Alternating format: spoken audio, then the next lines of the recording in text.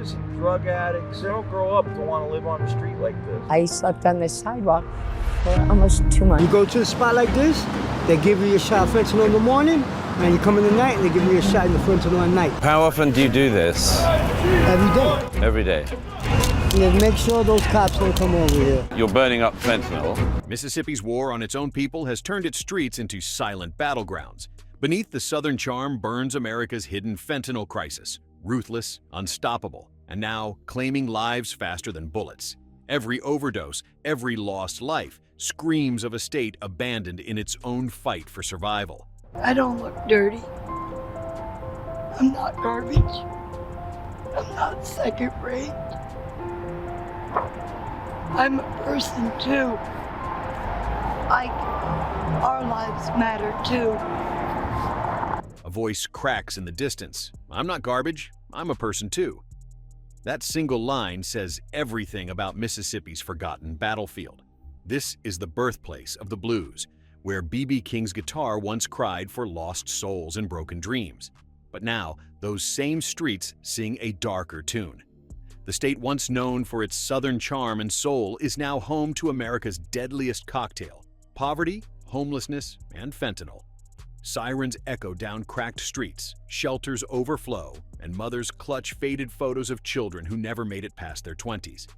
This isn't a war on drugs anymore. It's a war on the people themselves. Think she's alive? Within like a 10-day period, had like 8 or 9 overdoses. They got Narcan in the trees. That's crazy. You ever just had that feeling that's just so strong? Yeah. You can't fight it. Walk through downtown Jackson and you'll see the truth hiding in plain sight. Men huddled under bridges, women sleeping outside churches, kids wandering streets that don't feel like home. The air smells like rain, smoke, and despair. Everyone's fighting ghosts of addiction, of hunger, of lost hope.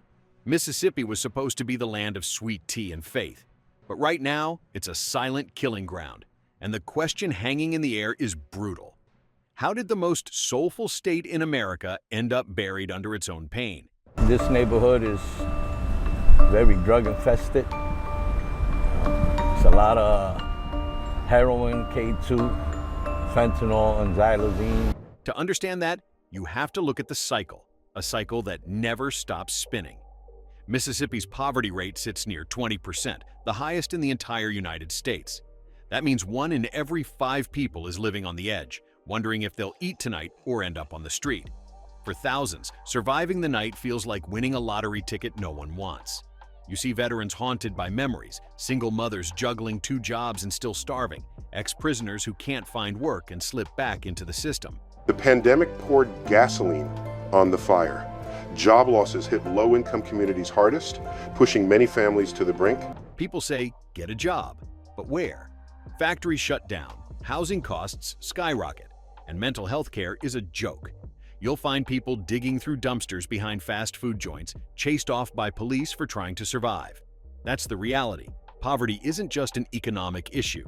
It's the oxygen keeping this epidemic alive. How often do you do this? Every day. Every day.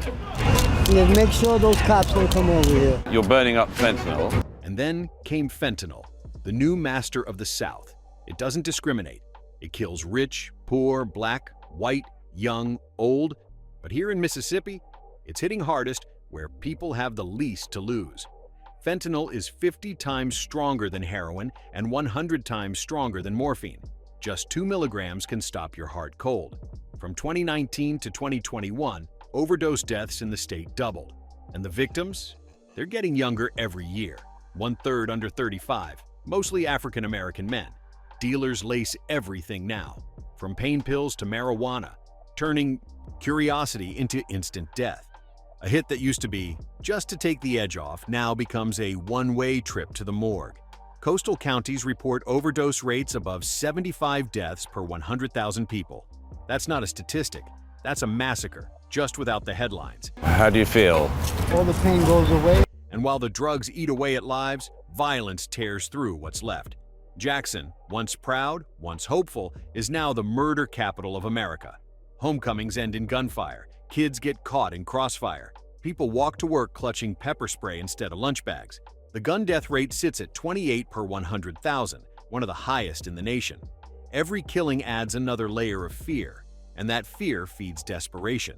The number of drug overdose fatalities hit an all-time high, exceeding 100,000 lives lost in an ongoing epidemic largely driven by the powerful synthetic opioid, fentanyl. With a poverty rate hovering around 19 to 20%, the highest in the United States, it's no surprise residents face barriers that seem insurmountable. But what happens when the very system meant to protect you becomes the enemy?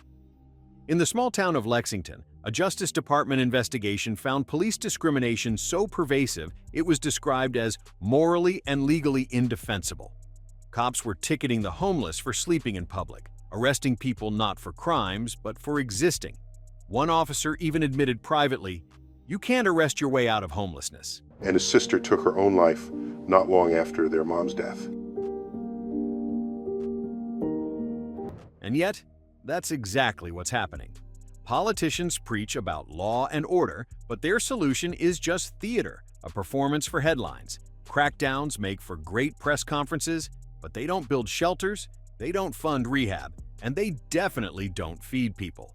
The message is clear: survival is a crime, and poverty is punishable by handcuffs. هذا تأثير المخدر الترانك.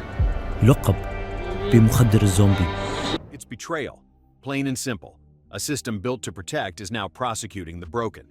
When people ask why Mississippi is drowning, the answer isn't drugs or crime or laziness. It's neglect, decades of it. Policies that look the other way, leaders who treat addiction like a choice and poverty like a personal failure. If you're still watching, you're clearly into this. So hit that subscribe button. Fentanyl has infiltrated every drug supply. Concerning how much of a hold this drug has on New Mexico. Fentanyl-laced heroin, cocaine, and marijuana on the south side of Chicago. The saddest part? No one's really winning this war. Not the cops, not the addicts, not the families burying their loved ones every weekend. The only thing multiplying faster than the overdose numbers is the silence. Mississippi isn't just losing lives, it's losing its soul. We want more respect. We want more understanding. Just because I can't work and live in shelters or where I can find to sleep doesn't mean I'm garbage. Doesn't mean I'm worthless. So, when someone says, "I'm not garbage, I'm a person too," they're not just begging for help. They're begging to be seen. Because in a place where poverty breeds despair and despair breeds death, being seen might be the only thing left keeping them alive. Hookers and drug addicts, they don't grow up to want to live on the street like this. I slept on the sidewalk for almost 2 months. You know what's wild? Mississippi's fentanyl crisis isn't just bad. It's sneaky, like really sneaky. We're talking about a silent takeover happening right under everyone's nose. The DEA just seized 4,000 fentanyl-laced pills and 18 grams of powder. Sounds like a decent bust, right? But that's just the tip of a deadly iceberg. For every raid, there are 100 more dealers cooking poison in the dark. And the sad truth? Mississippi's drowning while the rest of the country scrolls past the headlines. Fentanyl takes the life of an American every 5 minutes. Immediately that she had been poisoned with fentanyl. Fentanyl is now found in recreational drugs like cocaine and even weed. Even with 2,540 doses of naloxone distributed in 2021, people still aren't making it out alive. Over 70% of addicts can't get treatment, either because they can't afford it or there's just nowhere to go. Awareness campaigns, billboards, hashtags, none of that saving lives. From 2022 to 2023, fentanyl deaths shot up nearly 15%, while heroin deaths actually dropped 46%. You'd think that's progress? Nope. It's like the virus just mutated. The drug crisis didn't vanish. It evolved, and fentanyl took the crown. Are struggling to keep up. Housing insecurity has been creeping up, not in the form of the tent city scene in California, but in overcrowded homes, temporary lodging, and scattered encampments across cities like Jackson and Gulfport. Small towns are taking the hardest hit. You won't hear about them on the news, but funerals are happening every weekend. Mamas burying sons, kids growing up without dads, churches overflowing with grief instead of worship. The overdose crisis doesn't scream in cities. It whispers in quiet, rural corners where no one's listening. According to one study, 83% of chronically homeless individuals in Mississippi have a mental illness, yet 78% receive no mental health care. And behind those numbers are faces like Tim Hudson, a man who's lived the whole cycle: prison, addiction, loss, and nights where food was a fantasy. His story breaks you. First, his mom dies. Then, his sister takes her own life. By the time Tim hits the streets, he's not just addicted, he's shattered. And he's not alone. 83% of chronically homeless Mississippians have mental illness, yet nearly 80% get no care. Women face an even darker reality, trading their bodies just to survive another night. People love to say, addiction is a choice. No, it's not. It's what happens when every choice you had gets taken away. The line between homelessness and survival-related crime is heartbreakingly thin. Many of the names appearing in arrest records for petty theft or loitering belong to the same people sleeping outdoors outside abandoned motels. Mississippi used to sing the blues. Now it just cries. Whole neighborhoods are ghost towns, businesses boarded up, families locking doors, not out of hate, but fear. Political leaders scream at each other across aisles while hospitals collapse, shelters overflow, and mental health centers shut down one by one. This isn't a war on drugs anymore. It's a war on the poor, the addicted, and the forgotten. Compassion's been replaced by punishment. Addiction, mental health struggles, and psychological trauma aren't excuses. They're the everyday realities that shape life here. And yet, Mississippi is more than its suffering. It's also a warning label for America. Because this isn't just their problem. It's the country's mirror.